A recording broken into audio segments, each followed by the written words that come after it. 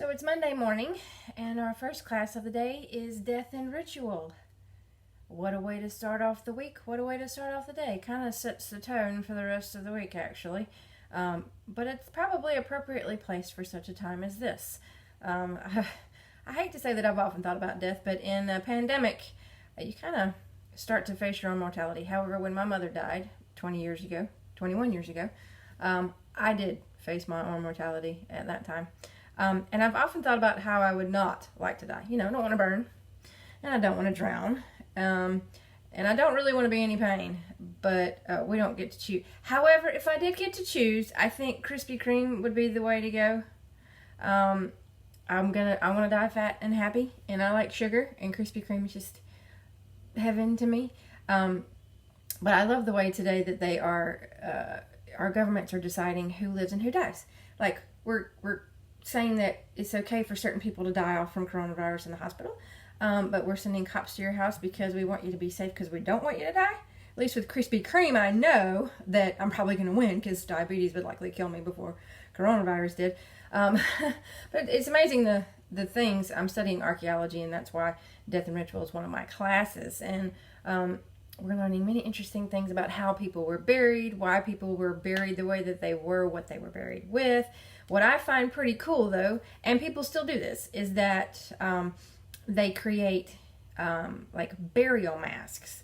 And some of those are put over the person's face in order to create some kind of cast. Some of them are not. Some of them are made from natural elements like wood or carved out of stone or pottery. But and they also have some cultures.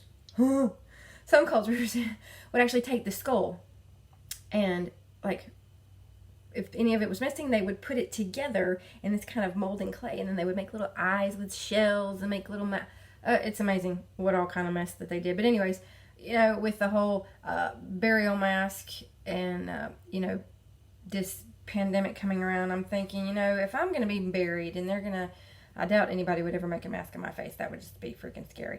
But this is the new burial mask. Burial mask 2020, okay? Just letting you know. No, but I wanted to encourage us with one thing, and that is that, I have found out that there are ways that I don't want to die, but I have also realized that if I live long enough, life will kill me.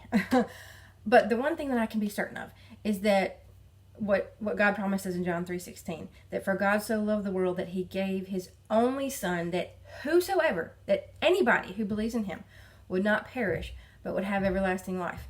It is certain that we are all going to die. Life is fatal for 100% of creation, all of it. But we can be assured that there is something after this, and that we have a promise of eternal hope. So I just wanted to encourage you with that today. So I hope that you will give that some thought and have a wonderful and happy Monday.